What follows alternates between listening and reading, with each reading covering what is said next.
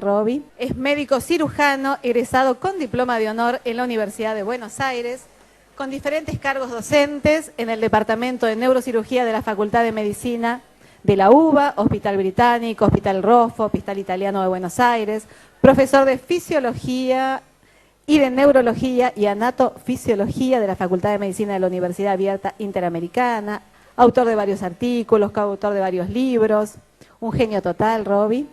Es tutor dentro de la Asociación Educar del curso del síntoma al diagnóstico neurológico para estudiantes de medicina y también tenemos el honor de que forme parte del staff de oradores de Asociación Educar. Bienvenido, Roby.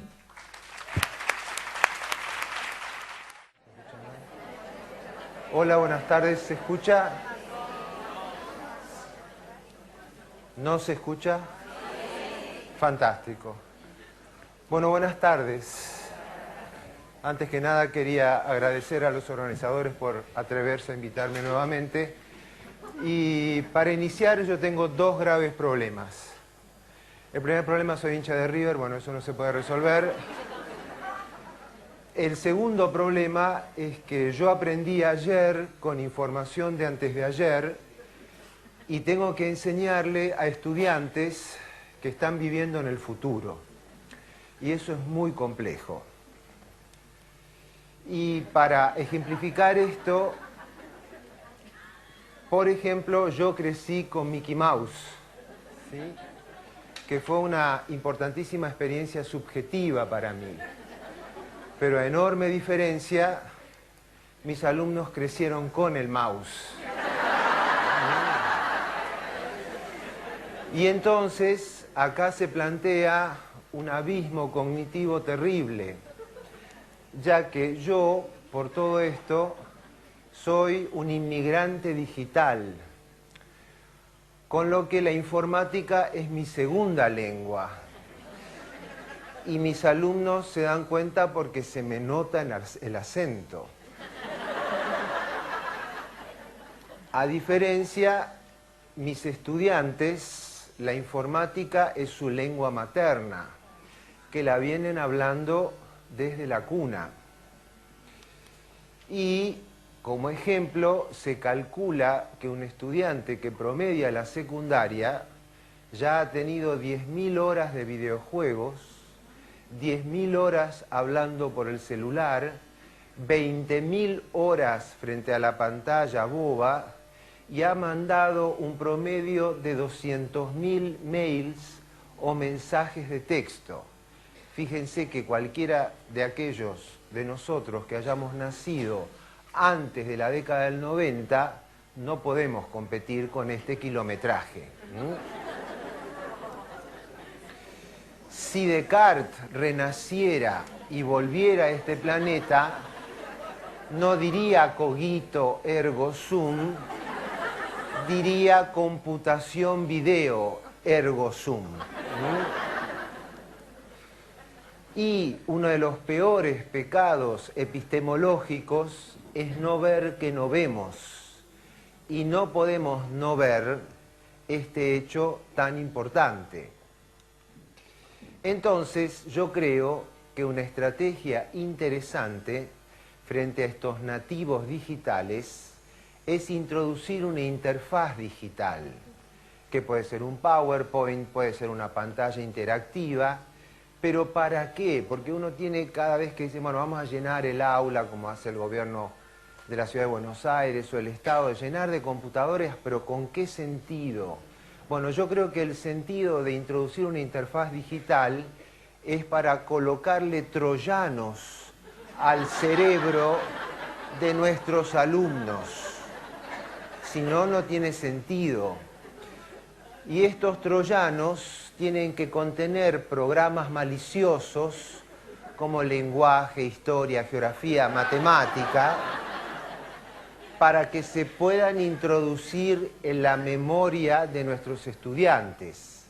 ¿Por qué? Porque si yo convierto, por ejemplo, geografía del río Rin en una interfaz digital, esta es un formato amigable para un nativo digital. Ahora, si esto está en un libro, no solamente no leen, sino que la lectura no genera ninguna experiencia en estos bárbaros. Y yo no lo estoy diciendo en forma peyorativa, lo estoy diciendo de la misma manera que decían los griegos del siglo dorado de Pericles, que se referían como bárbaros a aquellos que no hablaban su mismo idioma. Y estos bípedos que entran en nuestras aulas no hablan nuestro idioma. Entonces, ¿cuál es la función de estos troyanos? Infectar el cerebro de nuestros alumnos con el virus malicioso del conocimiento analógico. Porque por suerte nosotros tenemos una ventaja sobre ellos, y es que ellos no tienen ninguna idea de lo que es el pensamiento analógico. Solamente lean una redacción, un mail o un mensaje de texto. Cervantes está sufriendo convulsiones en su tumba y se van a dar cuenta de que conocimiento analógico no lo tienen. Pero debemos introducirlo con troyanos, porque si vamos de frente, con la Celestina o con cualquier otra cosa, será rebotado inmediatamente. Ahora bien, para manejar las interfaces digitales, yo creo que es interesante conocer los principios neurocognitivos de cómo funcionan esos cerebros de nuestros nativos digitales.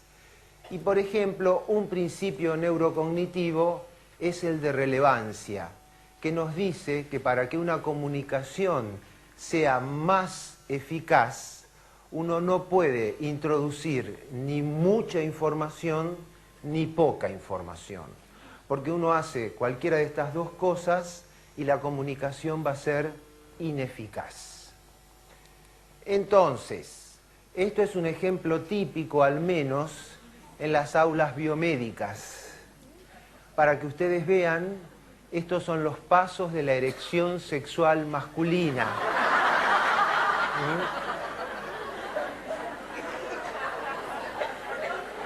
Esta imagen me lleva a mí a múltiples reflexiones.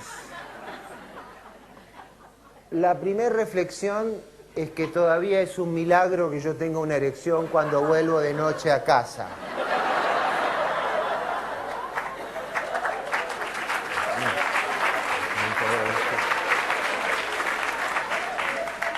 La segunda reflexión es en qué estuvo pensando el docente cuando colocó esta imagen en una interfaz digital. Bueno, el error es que pensó que esta imagen era muy buena para ser leída. Claro, yo tengo el libro y yo puedo franelear durante horas con la imagen, los subtítulos, pero esta imagen es pésima para ser vista. Este docente no está alfabetizado visualmente. ¿Y qué es lo que no tuvo en cuenta este docente? No tuvo en cuenta el principio básico de todo presentador visual, que es la técnica KISS. Keep it simple, stupid. Manténla simple, estúpido. ¿Qué quiere decir? Que la mejor imagen es la más sencilla. Cuanto menos flechitas, crucecitas y palabritas, mejor la va a recibir el nativo digital. Entonces, cuando ustedes quieran comunicarse visualmente, vayan por las imágenes sencillas. Luego, hay muchos docentes que no se dan cuenta, especialmente cuando hablan con nuestros bárbaros, que en la batalla de Maratón no ganaron los persas, ganaron los atenienses, y que el estilo de la península ática era el lacónico, así como habla Schwarzenegger en Terminator. Entonces, lo que se recomienda en el estilo de comunicación con ellos es el estilo de la escuela de periodismo, sujeto, verbo, complemento y nada más. O lo que ahora se habla como el E-estilo. Algunos de los que están aquí son tan viejos como yo y alguna vez en su vida habrán escrito una carta. Bueno, ustedes recuerdan cuando escribíamos cartas y ustedes decían, en esa carta escribían: estimado Carlos, espero que al recibir la presente misiva, vos y los tuyos gocen de buena salud. El motivo de esta carta es recordarte que el verano pasado me prometiste enviarme unos salames. Sin otro motivo y quedando a tu entera disposición, me despido con todo cariño de vos. Cariños, Robbie. Ahora, si ustedes mandan un mail, dicen: Carlos, mandame los salames. Bueno, muy bien. Este es el estilo que le gusta a nuestros nativos digitales. No se olviden, porque si ustedes les hablan con el estilo asiático, lleno de adjetivos, gerundios, no van a entender nada. Luego, otro principio neurocognitivo muy importante es el de notabilidad. La atención es captada y dirigida hacia las grandes diferencias perceptibles. Este principio es muy importante. Por lo tanto, un buen docente tiene que ser como un pavo real, tiene que llamar la atención. ¿Cuántas veces estamos en el aula y nos escuchamos decir: préstenme atención? ¿Sí? Y en inglés es peor, porque en inglés hay que pagar guita para que nos presten atención.